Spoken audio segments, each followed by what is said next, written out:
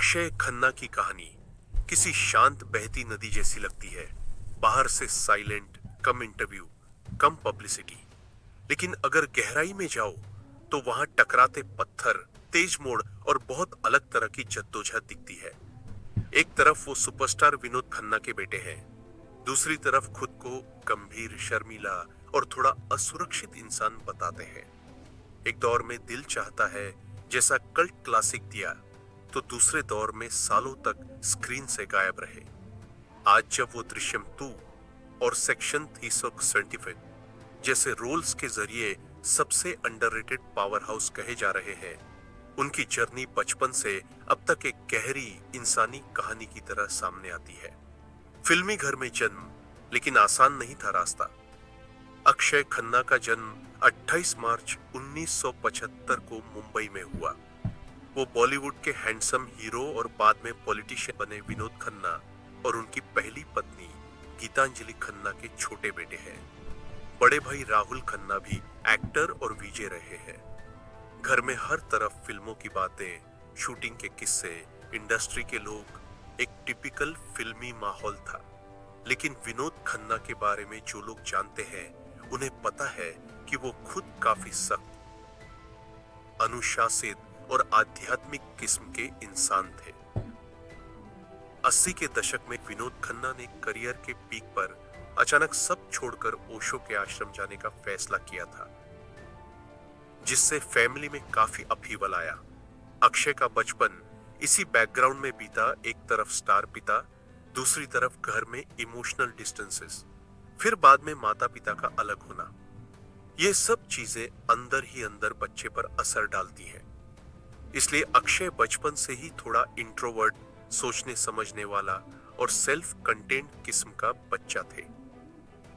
Schooling Mumbai में हुई।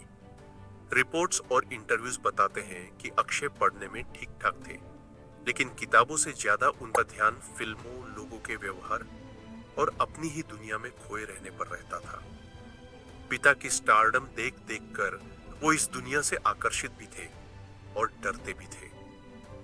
कई बार उन्होंने कहा कि स्टार किड होना कई मायनों में बोझ भी होता है, क्योंकि लोग आपसे बहुत ज्यादा उम्मीद करने लगते हैं।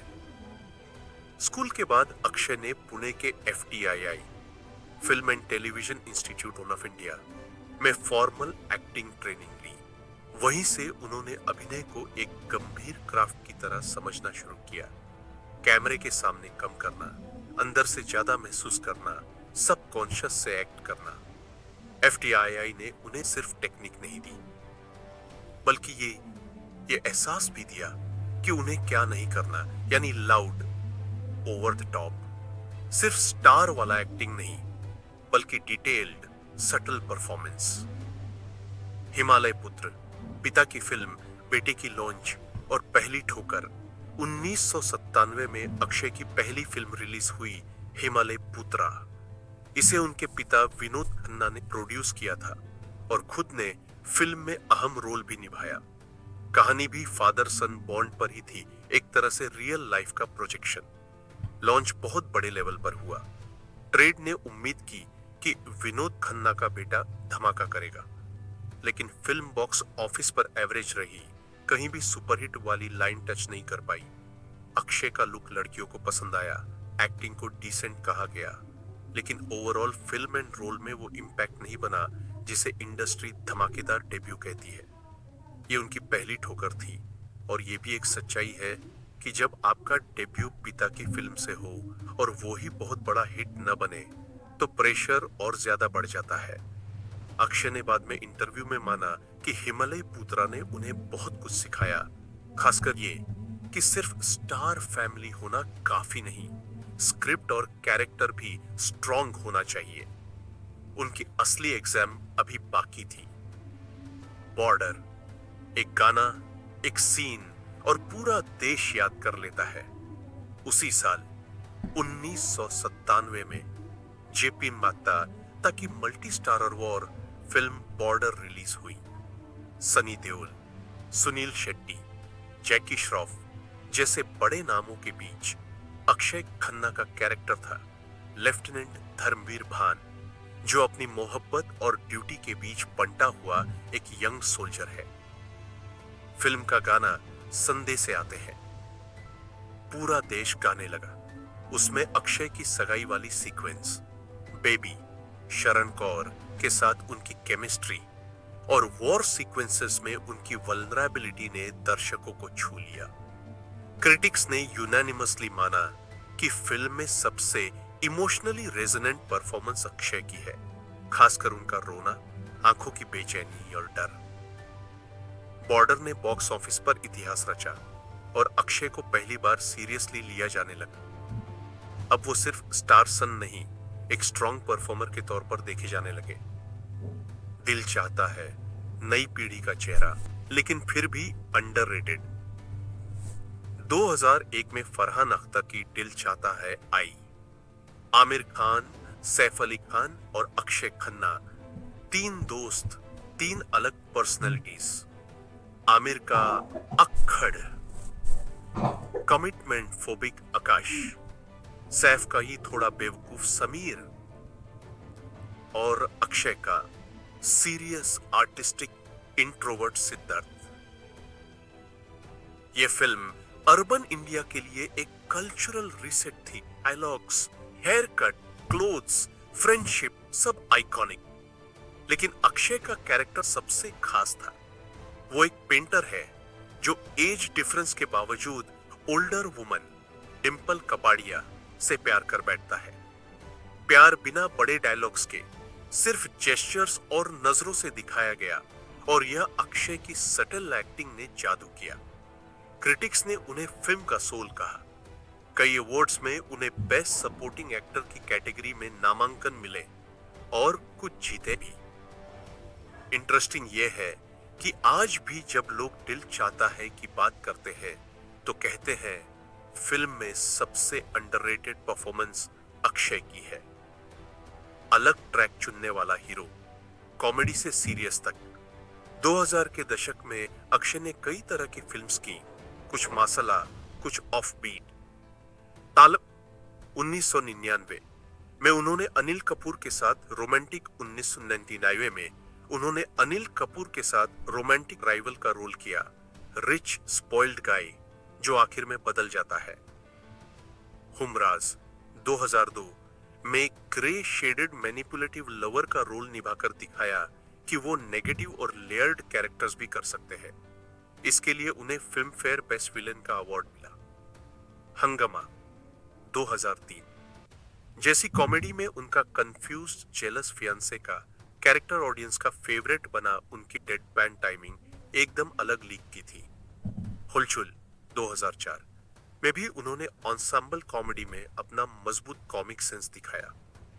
धीरे धीरे ये इमेज बनने लगी कि अक्षय मासी कमर्शियल भी कर सकते हैं और सीरियस ऑफ बीट भी।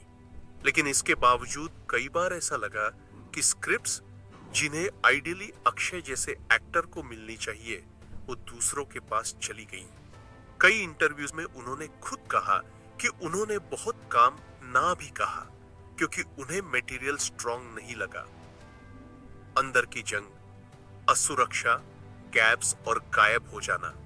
करीब 2008 से 2009 के बाद अक्षय अचानक कम फिल्म्स में दिखने लगे। कुछ सालों में उनकी स्क्रीन प्रेजेंस बहुत कम हो गई। मीडिया में खबरें आने लगी कि वो इंडस्ट्री से दूरी बना रहे हैं। कुछ ने लिखा कि वो वेरी चूजी हो गए। कुछ ने ये भी कहा कि वो पर्सनल इश्यूज से जूझ रहे हैं। एक इंटरव्यू में उन्होंने खुद माना कि वो बहुत ज्यादा सेल्फ क्रिटिकल है। उन्हें हमेशा लगता था कि वो थोड़ा मिसफिट है, ना पूरी तरह मसाला हीरो, ना पूरी तरह आर्ट फिल्म एक्टर। इस कांस्टेंट सेल्फ डाउट ने उन्हें कई बार पीछे खींचा। फिल्म गांधी, माय फादर 2007 में उन्होंने महात्मा गांधी के बेटे हरिलाल गांधी का रोल किया था।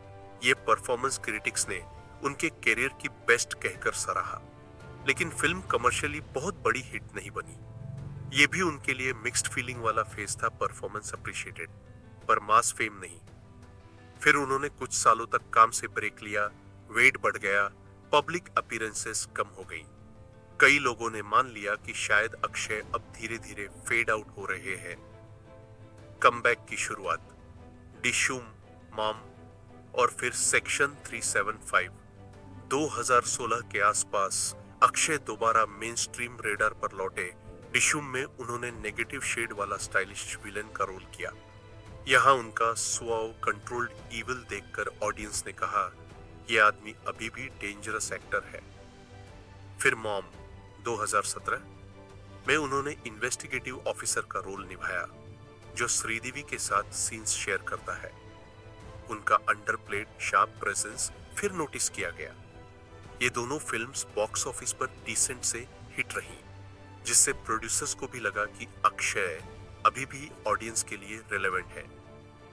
लेकिन असली गेम चेंजर थी 2019 की फिल्म सेक्शन 375।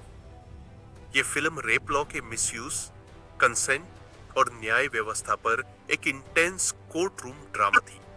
अक्षय ने डिफेंस लॉयर तारुण सलूजा का रोल निभाया, एक ऐसा आदमी जो अपने क्लाइंट की तरफ से पूरी ताकत से लड़ता है, भले ही मोरल एम्बिग्विटी हो।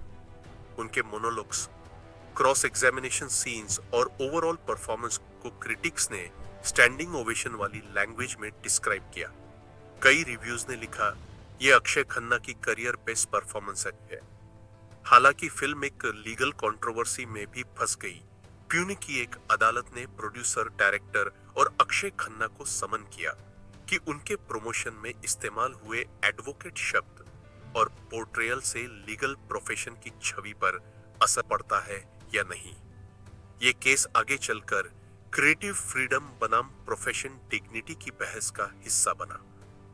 अक्षय ने स्टेटमेंट्स में कहा कि फिल्म का मकसद लॉ और सिस्टम पर सवाल उठाना है, किसी स्पेसिफिक ग्रुप को टारगेट करना नहीं।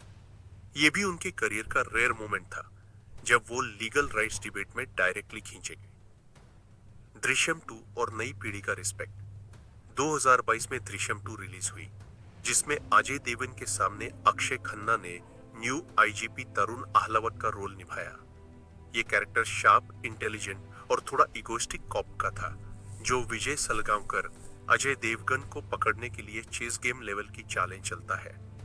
फिल्म ने बॉक्स ऑफिस पर 300 करोड़ से ज्यादा का बिजनेस किया और क्रिटिक्स ने यूनानिमसली माना कि अक्षय खन्ना ने दृश्यम 2 को नेक्स्ट लेवल पर पहुंचा दिया।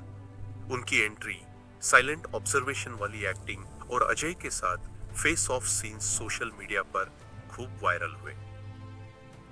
अब डिजिटल जनरेशन, जिसे शायद दिल चाहता है थिएटर में देखने का मौका नहीं मिला था, वो भी ट्विटर की ऐप इंस्टाग्राम पर ये लिखने लगी, why is Akshay Khanna so underrated. कई आर्टिकल्स ने उन्हें Bollywood's most underrated power house कहा, मीनिंग उनके टैलेंट की डेप्थ को इंडस्ट्री ने कभी पूरी तरह एक्सप्लॉइट नहीं किया। पर्सनैलिटी, लो प्रोफाइल स्टार जिसने खुद को कभी ओवरसेल नहीं किया। अक्षय खन्ना की सबसे बड़ी खासियत शायद यही है कि वो खुद पब्लिसिटी से दूर रहते हैं। इंस्टाग्राम पर हाइपर एक्टिव नहीं, ट्विटर पर लाउड ओपिनियंस नहीं, टीवी पर रियलिटी जज या कांस्टेंट गेस्ट नहीं। वो कम इंटरव्यू देते हैं और जब देते हैं तो बहुत ऑनेस्टी के साथ बताते हैं कि वो आज भी इनसिक्योरिटी महसूस करते हैं। उन्हें आज भी कैमरा के सामने जाने से पहले नर्वसनेस होती है। कई बार उन्होंने कहा कि उन्हें फेम की नहीं, अच्छे वर्क की भूख है। वो कहते हैं, किसी भी कैरेक्टर में सच्चाई ढूंढना मेरी सबसे बड़ी चैलेंज है। शायद यही वजह है कि उन्होंने क्वांटिटी से ज्यादा क्वालिटी वाला रास्ता चुना कम फिल्म्स, लेकिन उनमें मेमोरेबल रोल्स। उनकी पर्सनल लाइफ हमेशा प्राइवेट रही। मीडिया में उनके किसी लॉन्ग टर्म कंफर्म्ड रिलेशनशिप या शादी की पब्लिक जानकारी नहीं है। कई गॉसिप कॉलम्स ने कभी कभार उनकी को स्टार्स के साथ लिंकअप्स की बातें लिखी, पर उन्होंने कभी सीरियसली एक्नॉलेज नहीं किया। वो सिंगल, इंट्रोवर्ट और किताबों, मूवीज और खुद की कंपनी में खुश रहने वाले इंसान माने जाते हैं। पर्सनैलिटी राइट्स और आज की तारीख। जहां तक आपकी पर्सनैलिटी राइट्स वाली बात है, 2025 में जो हाई प्रोफाइल पर्सनैलिटी राइट्स के केस हेडलाइंस में रहे, वो अक्षय कुमार और बच्चन परिवार के हैं, जिन्होंने बॉम्बे हाई कोर्ट में अपना नाम, वॉइस और इमेज के अनऑथोराइज्ड यूज पर रोक के लिए याचिका दायर की।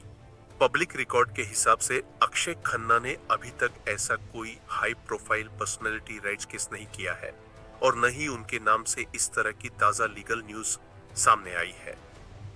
उनका नाम जो लीगल कॉन्टेक्स्ट में प्रोमिनेंट रूप से आया वो सेक्शन 375 के पुणे कोर्ट वाले समन तक सीमित है, जो फिल्म की कंटेंट और प्रोफेशन पोर्ट्रेयल से जुड़ा था, पर्सनैलिटी राइट्स से नहीं। आज का अक्षय खन्ना, शांत चेहरा, गहरी विरासत। आज 2025 के अंत तक अक्षय खन्ना की पोजीशन बॉलीवुड में बहुत यूनिक है।